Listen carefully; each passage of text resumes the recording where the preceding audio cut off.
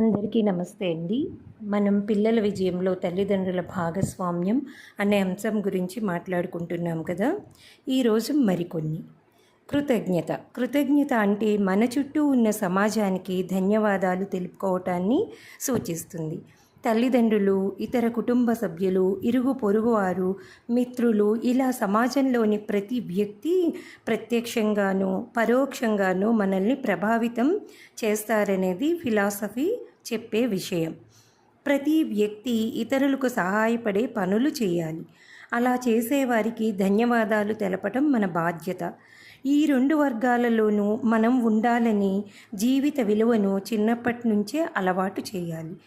పిల్లలు తమను పెంచి పోషిస్తున్న తల్లిదండ్రులకు, ఇతర కుటుంబ సభ్యులకు, స్నేహితులకు సందర్భానుసారంగా ధన్యవాదాలు అని చెప్పటం అలవాటు చేయాలి. చదువు చెప్పే టీచర్లతో పాటు పాఠశాలలోని ఇతర నాన్ టీచింగ్ అంటే ఆయాలు, క్లర్కులు మొదలైనవారు, సిబ్బందికి, స్కూల్ బస్సులో ప్రయాణించేటప్పుడు బస్సు సిబ్బందికి ధన్యవాదాలు చెప్పే అలవాటు చేయాలి. చిన్న చిన్న విషయాల్లోని పిల్లల సత్ప్రవర్తనకు బీజం వేసే అంశాలు ఎన్నో ఉంటాయి. వయసులో మనకన్నా చిన్నవారితో సున్నితంగా ప్రవర్తించటం, పెద్దవారిని సానుభూతితో అర్థం చేసుకోవటం, పని చేయటానికి ప్రయత్నించే వారిని దయతో చూడటం, తప్పు చేసేవారి పట్ల ఓర్పు వహించటం వ్యక్తిత్వానికి వన్నె తెచ్చే గుణాలు. ప్రతి వ్యక్తి ఈ అన్ని దశలు దాటాల్సిందే కనుక ఎప్పుడో ఒకప్పుడు ప్రతి ఒక్కరూ పైన చెప్పిన ఏదో ఒక విభాగంలో పడక తప్పదు. అప్పుడు ప్రపంచం మనల్ని ఎలా చూడాలని భావిస్తామో ప్రపంచాన్ని మనము అలాగే చూడాలి. ఈ విషయం పిల్లలకు అర్థమయ్యేలా చెప్పండి, ఆచరించి చూపండి. విద్యా సంబంధ విషయాలు. పిల్లలతో తల్లిదండ్రులు చర్చించాలి, వాదించకూడదు. చర్చకు వాదనకు తేడా ఉంది. చర్చ వల్ల జ్ఞానం ఇచ్చిపుచ్చుకోవడం ఉంటుంది.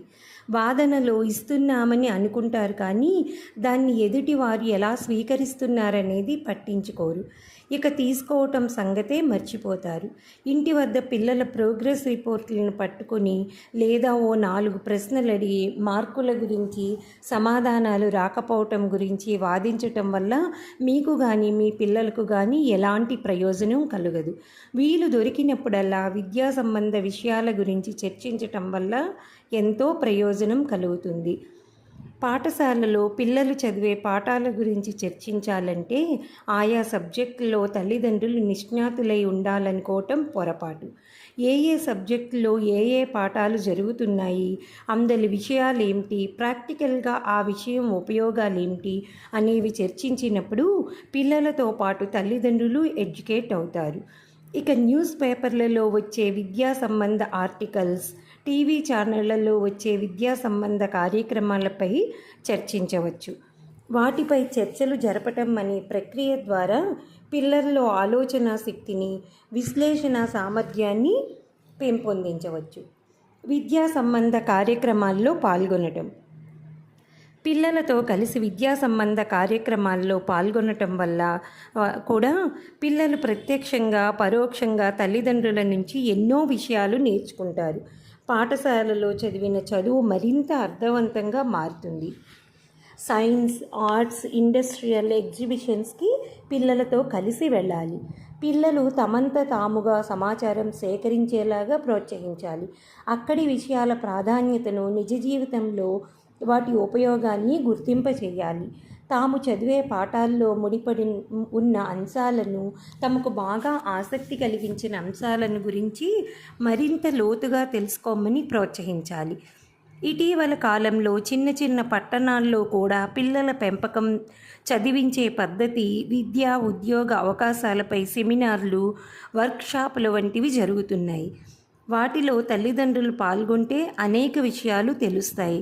10వ తరగతి తర్వాత ఏ కోర్సులు చదివితే ఉపాధి అవకాశాలు ఎలా ఉంటాయి, ఏ అంశాల ప్రాతిపదికపై కోర్సుల ఎంపిక జరగాలి, పిల్లల ఇష్టాయిష్టాలకు వదిలివేయటం మంచిదా, భవిష్యత్ మార్కెట్ అవసరాలను దృష్టిలో ఉంచుకోవాలా, తాము సాధించలేని లక్ష్యాలను తమ పిల్లలు సాధిస్తే చూసి ఆనందించాలని చూడటం సమంజసమా, ఇలా రకరకాల విషయాల గురించి సైకాలజిస్టులు, విద్యావేత్తలు నిర్వహించే కార్యక్రమాలకు పిల్లలతో కలిసి వెళ్ళాలి. మరికొన్ని అంశాలు రేపటి భాగంలో.